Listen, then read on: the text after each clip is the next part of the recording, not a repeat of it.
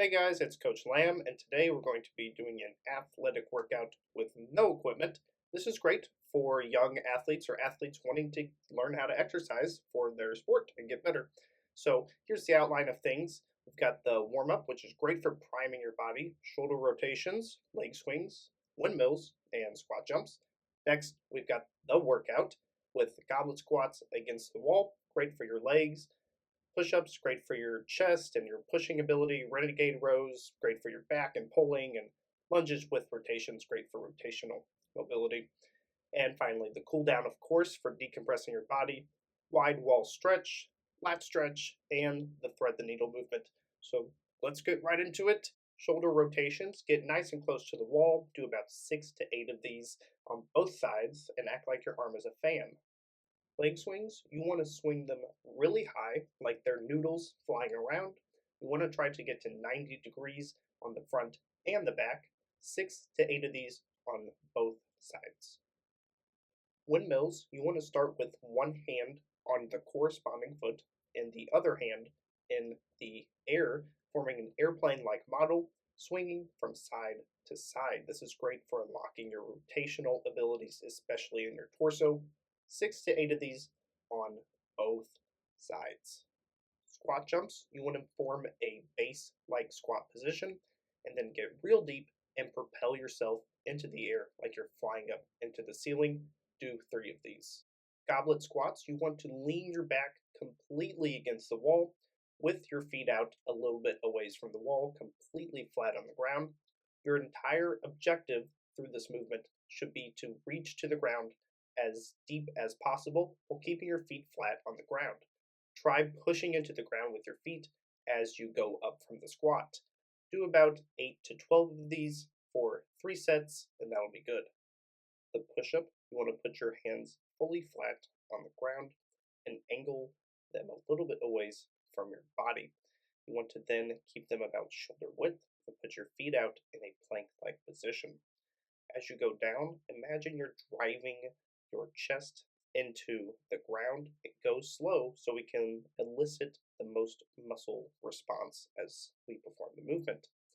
And you want to avoid keeping the back and the butt from arching as you go up.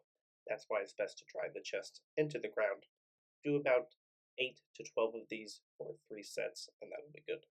The renegade row, you want to again put yourself in a plank like position, a little bit higher this time so we can actually perform the rowing movement.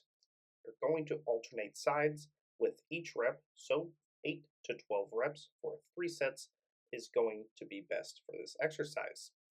You want to also imagine you're driving your elbows into somebody behind you so we can mimic the rowing movement as best as possible. Finally, the lunge with rotations. This one is a bit complicated, so let's break it down into steps. Let's start with the legs first. First of all, if you can't do a lunge or you struggle with actually performing the movement, you can try a standing version instead with just a twist.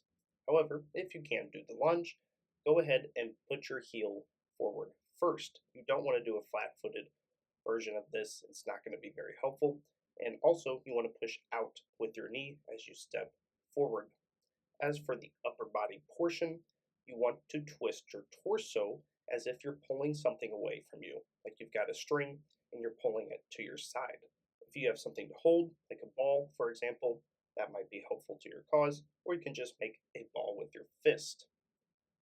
Do about 3 sets between 8 to 12 reps, and that'll be good for this movement. This movement is really good for developing your rotational abilities and finding your rotational strength as well.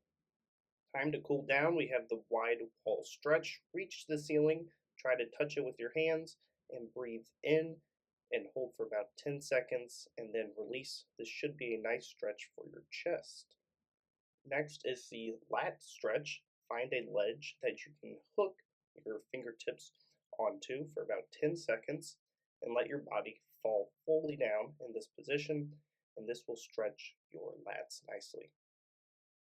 Finally is the thread the needle stretch. You want to imagine that the hand you're leading with, which is the hand you're stretching, is like a needle going through a loop or a hole, which is the space between your knee and the hand holding you up. Whenever you do loop your hand through the loop, you want to spread your fingers out completely on the ground to get the best stretch and hold for 5 seconds.